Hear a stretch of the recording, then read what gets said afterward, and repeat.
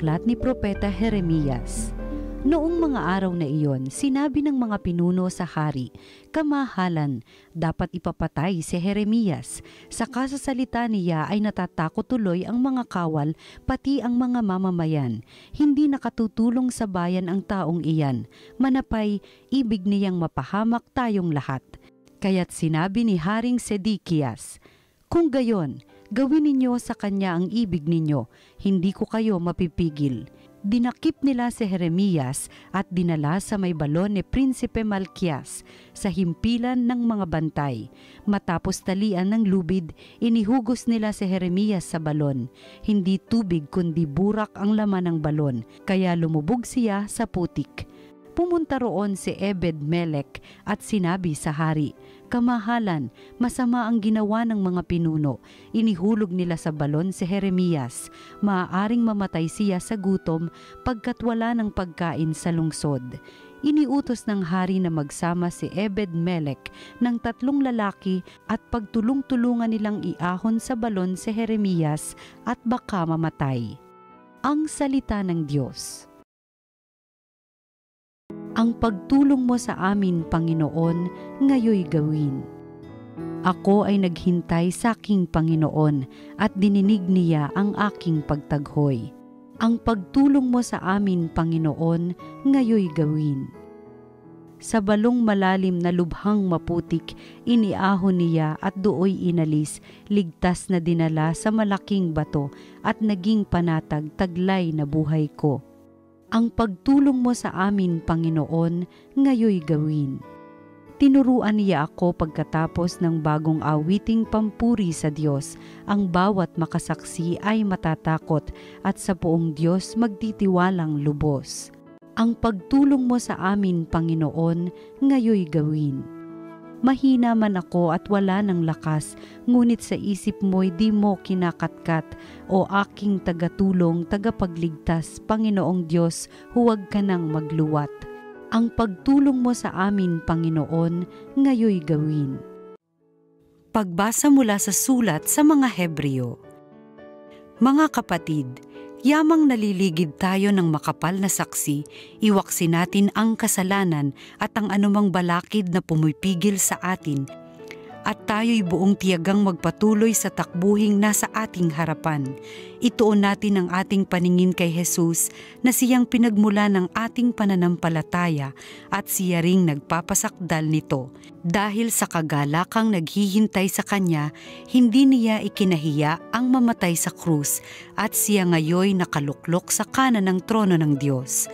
Isip-isipin ninyo kung gaano ang tiniis niyang paglaban sa mga makasalanan upang hindi kayo manlupaypay o panghinaan ng loob. Hindi pa humahantong sa pagdanak ng inyong dugo ang pakikitunggali ninyo sa kasalanan. Ang salita ng Diyos. Salamat sa Diyos. Ayon kay San Lucas. Noong panahong iyon, sinabi ni Jesus sa kanyang mga alagad, naparito ako upang magdala ng apoy sa lupa at sana'y mapagningas na ito. May isang binyag pa na dapat kong tanggapin at nababagabag ako hanggat hindi natutupad ito. Akala ba ninyo'y pumarito ako upang magdala ng kapayapaan sa lupa? Sinasabi ko sa inyo, hindi kapayapaan, kundi pagkakabahabahagi. Mula ngayon, ang 5 katao sa isang sambahayan ay mababahagi, 3 laban sa 2 at 2 laban sa 3. Maglalaban-laban ang ama at ang anak na lalaki, ang ina at ang anak na babae, at gayon din ang biyanang babae at manugang na babae. Ang mabuting balita ng Panginoon. Pinupuri ka namin, Panginoong Hesukristo. Life is a struggle. Ang buhay ay isang pakikibaka. Nakikipagbaka tayo upang mabuhay. Nagsisikap tayong kumain. Umiwas sa mga bagay na madumi.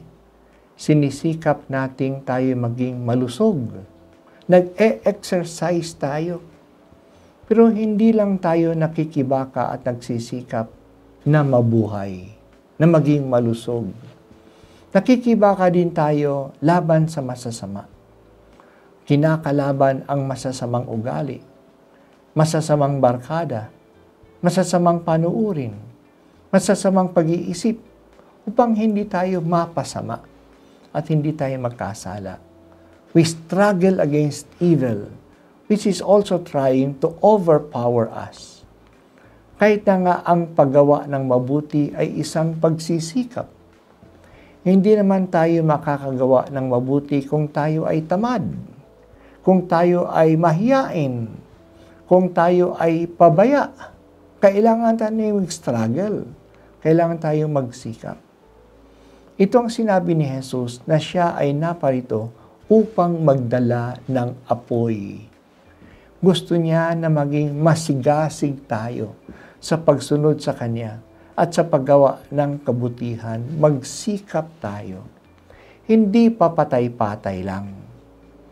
May sinabi si Jesus na ang mga tao sa mundo, ang mga tao makamundo ay mas masigasig pa sa paggawa ng makapunong bagay at sa paggawa ng masama kaysa ang mga taong makadiyos.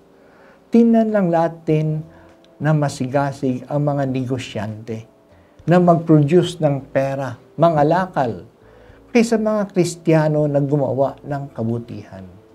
Ang kanyang hinahanap ay makamundong bagay lang, pera, kayamanan. Tayong hinahanap natin ay makalangit na kayamanan na mapapasa atin, pero mas masigasig sila kaysa sa atin. Mas masigasig at mapagparaan ang mga politiko na kumapit sa kapangyarihan, pati na mangdaya, mamili ng boto, kaysa mabubuting tao na nanindigan sa katotohanan. Sinabi ni Jesus na siya'y dumating hindi upang magdala ng kapayapaan, kundi ng tabak, ng pagkakahiwa-hiwalay. Magbabahagi-bahagi ang mga tao dahil sa Kanya. He calls for commitment.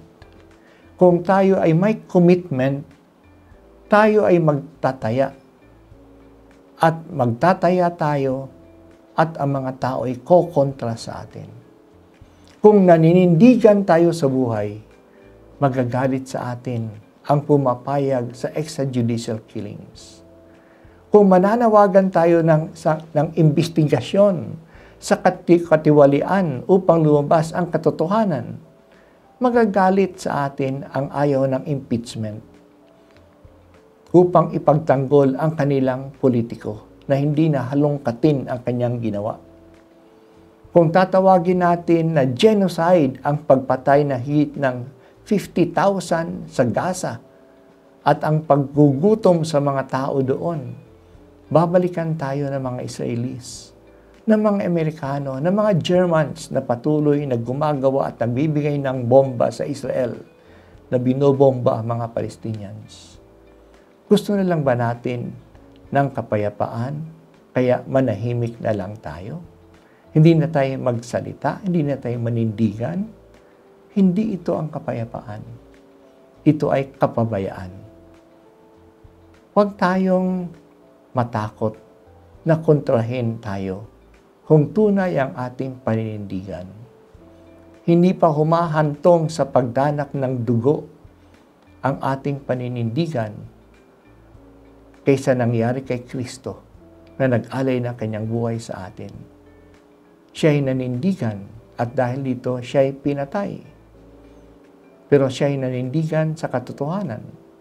Manindigan din tayo sa katotohanan at sa buhay. Sinasabi sa atin sa ating ikalawang pagbasa na ang buhay natin ay parang isang race, paligsahan. Sa tumatakbo sa paligsahan, binubuhos niya ang lahat ng lakas niya para siya'y makapunta sa finishing line, sa finish line, para siya'y manalo. Tayo rin, ibuhos natin ang buong lakas natin sa ating pananampalataya. At ang mga tumatakbo sa race ay tinatanggal nila anumang pabigat sa kanilang pagtatakbo. Kaya nga ang kanilang sapatos ay magaan, ang kanilang damit ay kokonti lang, para sila po ay mas lalong maabot nila ang kanilang pupuntahan, mas maging mabilis ang kanilang pagtatakbo. At sa ating paligsahan sa mundong ito, inilarawan sa atin na pinapanood tayo ng maraming mga tao. Sa atin dito, pinapanood tayo ng buong kalangitan. Chini-cheer tayo ng mga santo, ng mga nasa langit na huwag tayo ma-discourage, na patuloy ang ating pagtatakbo, na sana maabot natin ang finish line. Yan din pong hinihingi sa atin. Kaya nga sa Ebanghelyo at sa ating ikalawang pagbasa, pinapahalagan yung commitment natin sa ating gawain. Huwag tayong magpadala sa kapabayaan para lang daw manahimik na, tumahimik na lang tayo. Hindi po yan. Yan po si Jesus ay dumating at gusto niyang bigyan ng gantimpala ang mga taong masigasig na tumatayo sa kabutihan at sumusunod sa ating Panginoong Jesus.